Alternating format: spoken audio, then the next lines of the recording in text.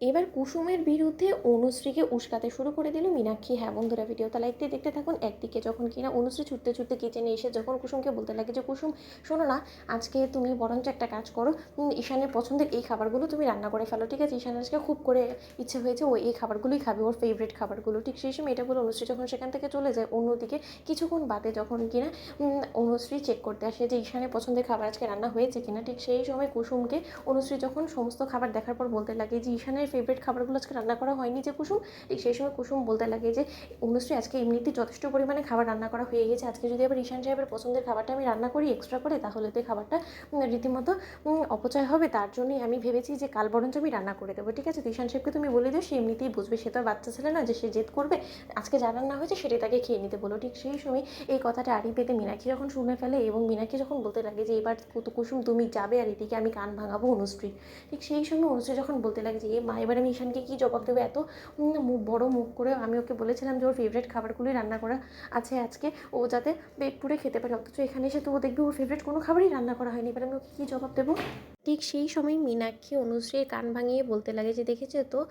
পরই হয়, তুমি ও কুসুমকে যতটাই আপন ভেবে তুমি বড় মুখ করে বলো না কেন, কিন্তু ওর বরের জন্য হলে ও ঠিকই কিন্তু রান্না করতো, কিন্তু আজকে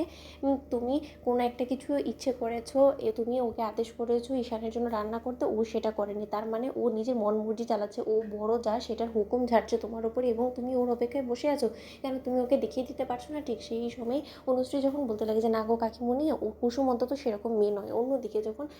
অনুশ্রী এক পর্যায়ে কুসুমের কাছে গিয়ে বলতে থাকে যে আচ্ছা কুসুম, তোমাকে তো বারংবারই আমি বলেছিলাম যে আজ ঈশানের খুব করে মন হয়েছে যে ওর ফেভারিট খাবারগুলোই রান্না যাতে হয়, এই কাজটা তোমার জন্য যদি খুব বেশি হয়ে থাকতো তাহলে তুমি সেটা চাইলে তো আমাকে বলতে পারতে, আমি না হয় রান্না করে দিতাম ঈশানের জন্য, কিন্তু তাই বলে তুমি শেষ সময় এসে এখন সমস্ত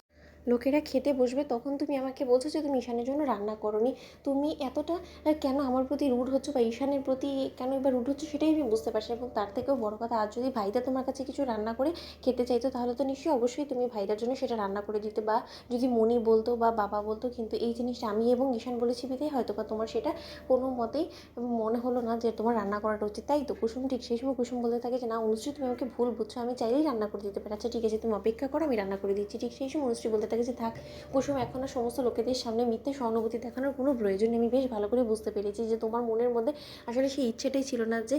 ঈশান আজকে পাত পেরিয়ে নিজের মনের মতন করে সেই খাবারগুলো খাক যেগুলো পছন্দ করে, তাই তুমি বরঞ্চ তোমার বরের খেয়ালে রাখো, আমার বরের জন্য আমি রয়েছি, আমি বরঞ্চ আমার বরের জন্য রান্না করে দেবো, ও শুধুমাত্র তোমার হাতে বিশেষ কিছু খাবার পছন্দ করে বিধেই আমি তোমাকে বলেছিলাম, নয়তো বা আমার কোনো প্রয়োজন ছিল না তোমাকে বলা, কিন্তু ও তোমার হাতেটাই পছন্দ করে বলে। তো বন্ধুরা, লাইক এন্ড শেয়ার করো, সাবস্ক্রাইব করো।